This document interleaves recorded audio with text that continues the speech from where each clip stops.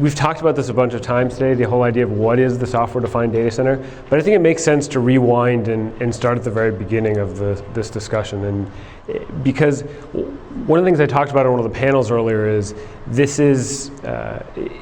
once the press gets a hold of a concept, whether it's cloud or virtualization or convergence or any other buzzword we've had in the last decade, it quickly gets, I don't want to say polluted, but let's say overused and potentially diluted.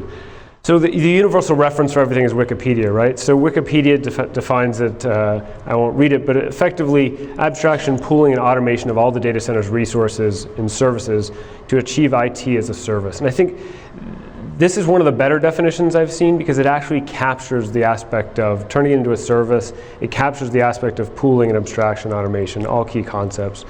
All elements of the infrastructure. Also talks about the idea of it being universal, right? The idea of it being software-defined network or a software-defined storage or a software-defined something else, those lines start to blur and they become much less clear as we move forward. If we look at VMware, Steve Herrod talked about it a lot at VMware a couple years ago in a kickoff. And again, the same idea, they pulled cloud, using software-defined data center and cloud to define each other seems a little circular to me. But again, the same idea, and here focusing on policy-driven automation and management. I'll come back to a few things that software-defined data center is not, but I think it makes sense to start with the basis of what it is. This is some interesting research from EMA, and if you look at the top things, this was all about their software-defined data center. If you look at the top few things on this list, in terms of what folks were trying to accomplish, you guys can probably see this better than I can on that big screen. Centralized management, right? Single point of control. Repeatable procedures within the environment, orchestration and automation within the environment, operational analytics. These were all numbers that the respondents were in the 40% plus range in terms of looking for those features. So nobody was saying, hey, we want to run this in a virtual environment, right? They weren't talking about the virtualization aspect of it. They were talking about the software-defined aspect of it. And I think that's really a critical differentiation and one that often gets blurred together, right? Virtualizing an app is not software-defined in the infrastructure. The myth, right? It's all about the software. If you run it in software, you've created a software-defined widget. I mentioned this on a panel earlier. How many people have 10 gig in most of their servers at this point? Most folks, right? 10 gig is becoming prevalent within server infrastructure. Every one of those 10 gig systems every one of those 10 gig chipsets has an accelerator in it. If you tried to do all of the work that hardware accelerator is doing in software or on the x86 CPUs, you'd consume a huge amount of CPU. Your latency would go up on your 10 gig links. Your throughput would go down on your 10 gig links. And the experience you've come to expect from 10 gig NICs would totally change. SSD or flash devices, it doesn't matter what form we package flash in, it's yet another hardware aspect of the infrastructure. So we talked about this a little bit earlier. We're not removing the hardware from the environment. We're just using it in a different way. It's not about the all running without hardware, right? Software doesn't run without hardware. Software-defined networking. Anyone running software-defined networking and have no switches? Right? It's not how it works, right? We still have switches. It's the fundamental change in software-defined networking is how you manage your network and how you define policies, not the physical device that you plug it into. It still looks the same, right? It's still got ports, you still plug in the cables. So it's not just about the software. There's another whole layer to this environment. All right, it's not about the software, so what is it about? Let's take the poster children. Google, Amazon, Facebook, Twitter. How many people here run applications, or a lot of folks are in industry, how many people are deploying applications that look like Facebook or Twitter or others? Right, I don't see any hands. How many people are deploying applications that look like Exchange, SQL, Oracle, SharePoint? All right, I still only see a couple of hands. There's a lot of people just not raising hands because I'd be willing to bet that the vast majority of folks are deploying applications that look like that, right? Post-lunch, everyone got we need to refill the coffee maybe, too much dessert and not enough coffee. So yes, software-defined data center is valid in those bigger environments. It's absolutely what they're doing, but they have a very different problem, right? They have a very different application. Their applications were designed from the ground up to run within that infrastructure. How many companies here have the luxury of designing the application to run within the infrastructure that you want to run it in? Well, so we have two outliers, one outlier.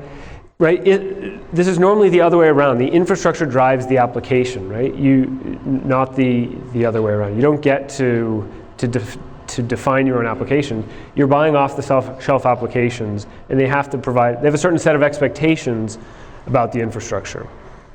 Right? So with the business applications designed to run in the cloud. This is an interesting one that we've started to see more recently. I'm starting to see customers bringing infrastructure in out of the cloud. Didn't expect that. Certainly contrary to the industry buzz of how many workloads are moving into the cloud. What we've seen from a number of folks in talking to a lot of customers is the costs go up when you start to run real-world applications in these environments, and it becomes cost positive for them to bring them back in-house. We've now seen a number of customers doing that. I'm not suggesting that's a trend, and in fact the clouds are going away and everybody's consolidating everything, but I think it makes it clear that this is not a black and white, red and green stoplight that says whether it's better to be in the public cloud or not. And then what are the security requirements around this, right? And that could say security, it could also say compliance or regulatory or all the other things that come together. There's a whole set of business requirements that drive infrastructure decisions as well. And do those allow you to play in the public cloud environment? In most cases, the answer is not universally yes to all these things, right? You don't have an app that was designed to run from the ground up in a cloud infrastructure. You have an app most likely that was designed to run in the enterprise. The next question obviously is, so what is the software-defined data center in the enterprise? Why is it different? So yes, infrastructure abstraction, resource pooling, policy-driven automation and management, all the things that we pulled from those definitions that we started with. But the enterprise has expectations, right? The existing infrastructure in the data center, the existing applications in the data center have expectations about the underlying infrastructure. High availability, right? There's certain expectations about the level of high availability, about the level of management and simplified tooling that's associated with these, right? Adding another interface to your environment, learning something new versus taking technology that can plug into the interfaces that you know and use today. Backups, replication, DR, these are all things that we have expectations about. These are all things that drive economics within the infrastructure in the cloud, in our data center rather. The overall data efficiency of these environments. One of the things stats that I always used to use, and haven't seen an updated version, I don't remember if it was Gartner or IDC, it was one of those analysts, was for every terabyte you deploy onto the floor of your data center, you have 8 to 10 terabytes of non-production storage that goes with it, right? So there's an enormous ripple effect in terms of how much capacity at DR, how much capacity in your backup to disk device, how much copy for dev and QA, how much capacity rather. So there's this enormous ripple that comes from the production environment. And this is, again, as we think about all the costs and the expectations around how your production environment runs, these are things when you look into the software-defined data center ideal that a lot of folks hold up, they don't necessarily assume the infrastructure is going to provide these services. So what happens if we take a look at a simplified drawing here? Unlike Andy who earlier, he said he took out everything and he didn't use any of his images, I will admit to using images from standard presentations because I'm not good enough to draw them all overnight. Taking if we focus on the storage side for a minute, taking the storage and pushing it up into the host, right? You get improved utilization, you get infrastructure abstraction, you get resource pooling, right? The same reason we virtualize the servers. You don't necessarily get policies that are based around your VMs, right? So you haven't necessarily changed the way you manage this if all you did was roll up your server, your storage inside of the server. You don't necessarily change the way you manage it. You might still be managing it like a traditional environment, right? If it's virtualized infrastructure as opposed to software defined, You don't necessarily get any data efficiency. You don't solve the backup, replication, DR problem. This is what happens when you take a component and you virtualize it as opposed to create a software-defined infrastructure.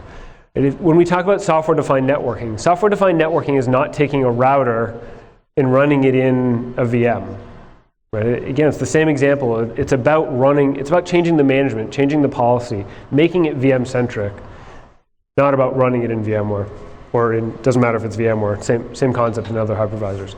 So if we take the traditional infrastructure stack and we add all the data protection applications into that environment, and we compare that to virtualizing, right? Creating these building blocks and virtualizing the storage, as I just drew on the previous build out. That solves part of the problem, right? You've now taken the servers and the storage and you've consolidated them and they're all running now in the virtual environment. But it hasn't truly solved the problem because you've still got a whole lot of other devices within this environment. You're still managing the complexity. You still haven't fundamentally changed the way you manage the environment. You just changed where the resources were allocated. Instead of running on Intel CPUs that were in the storage and the hosts in this picture, you're running on Intel CPUs that are within the virtualized stack on the right-hand side. If we play that forward and we talk about what's software-defined for the enterprise, and we go from virtualizing that storage layer to software-defining it, it still delivers on the infrastructure abstraction, the resource pooling, but now suddenly you can change the way you manage it. You can change the way policy is applied to it. You can think in terms of the virtual machine.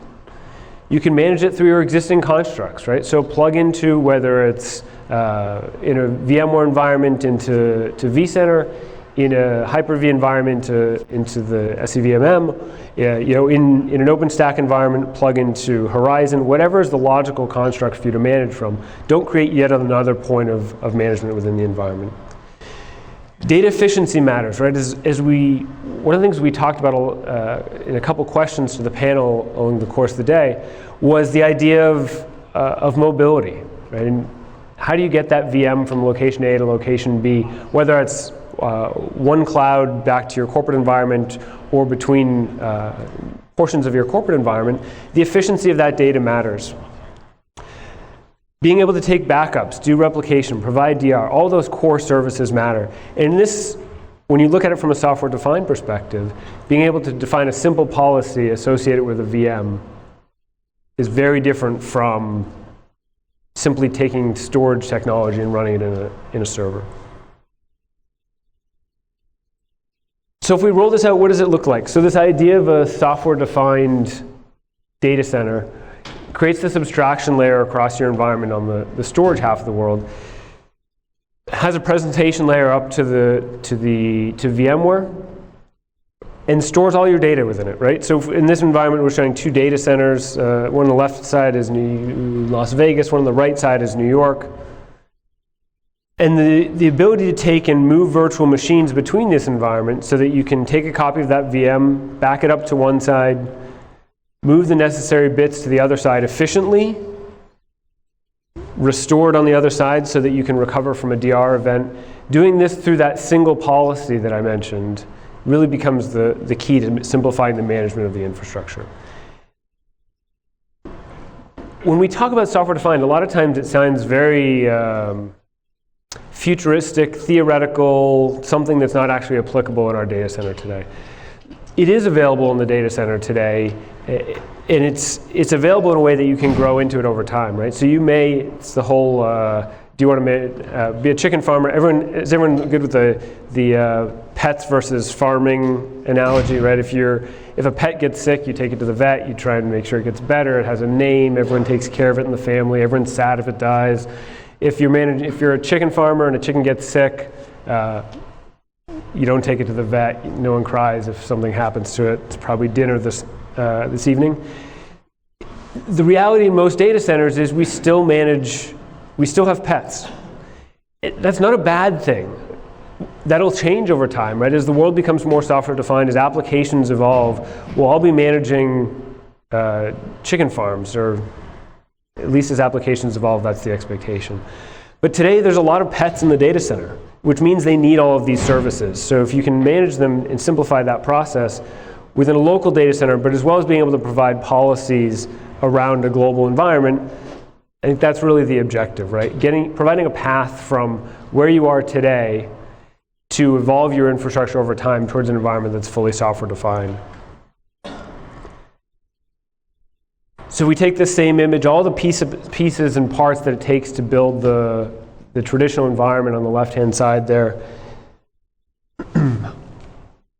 If we look at that, what does the software-defined infrastructure mean? It means that you can get rid of all of that stuff. It means you don't have custom components to support those applications. You're able to get rid of all of that, run it in a single software-defined infrastructure that's globally aware, as it was shown on the previous page, so that scales out not only within a data center, but across data centers for mobility and migration, DR, all those things. So 2 minutes at the end on what it is that SimpliVity does. The first one's probably the most obvious, hyperconvergence. The idea of taking and running all of your infrastructure on these scale-out building blocks within the data center. The second aspect that we deliver on is what we call the data virtualization platform. This is inline deduplication, compression, optimization of all data within the environment.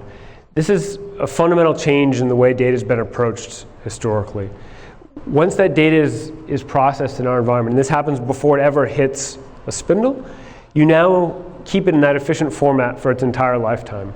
This makes the data mobile. It gives you the ability to move it around the environment. It actually makes your environment faster and more efficient because you're able to process that data a single time, not reprocess it. If we think about an environment that's how many times the data gets processed, whether it's to send it to a backup device for dedupe, whether it's doing something on the post-processing on the primary, whether it's replicating it over the wide area networking and processing it again there, it gets processed and treated again and again. And then the global federated nature of the system, right? The ability to manage through a single interface all of these policies abstracted away from underlying infrastructure so that you can, in conjunction with the data efficiency aspects of the data virtualization engine, have mobility of these VMs around your entire environment. So I'm about 2 minutes early. Any questions for me that I can answer about our view of the data center or the evolution between here and fully software-defined infrastructure? One quick question. So the recent price wars, with Amazon and with Google, Yeah. Do you think that's going to change the equation much, or is it more of a mismatch in terms of not having the right applications to deploy out there and it won't? Yeah, so the question, I don't know if folks could hear, was right, Google came out with an announcement, changed their pricing or announced huge price reductions. Amazon, of course, immediately responded. It had, I think the numbers was a 64% average reduction in pricing for Amazon. So I would expect that to continue. I mean, one of the things that vendors need to be really careful with, because it can often backfire, is I won't pick on any individual vendor, but my guess is a huge portion of folks here have seen the incumbent deliver them a proposal that has an exorbitant price tag, and somebody who's not the incumbent comes along and offers a significantly different price, and suddenly the incumbent's willing to knock 70% off their price from what it was yesterday. That's not usually well received by the customer who had the experience, because the question is always, why are you willing to take 70% off today that you weren't yesterday, right? So I think pricing wars are a very dangerous thing in the market. I don't think it changes fundamentally the equation.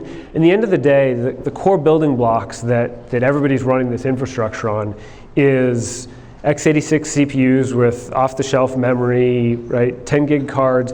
The cost reduction that these large vendors are seeing, everybody else is seeing those reductions as well, right? Every generation of Intel CPUs gets faster, although I should be careful, I don't out anyone's NDA. We may not see that with the next generation of Intel CPUs for various reasons, but traditionally, right, they get faster and cheaper perpetually, and we all benefit from that. I don't think it benefits one more than the other.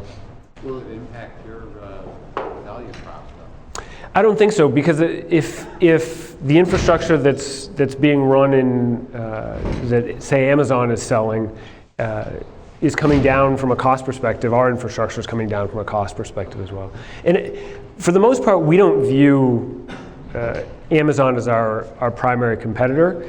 Most of the data center again, a lot of the things we've talked about today are wonderful in a theoretical world. The reality that what I see, and I spend a lot of time with customers, is that they're still running applications that they're not either willing or able to run in a VM instance in Amazon, right? So whatever those data center applications are, commonly it's new applications, it's something that was custom written for the cloud that's running there from what we've seen. Or applications that lend themselves to that, right? Web servers, app servers, that sort of stuff. But workload incompatibility is right. Or policy incompatibility, right? So compliance reasons, business reasons, there's a whole lot of other reasons. Yeah, to deploy in versus out. All right. Thank you very much, Jesse.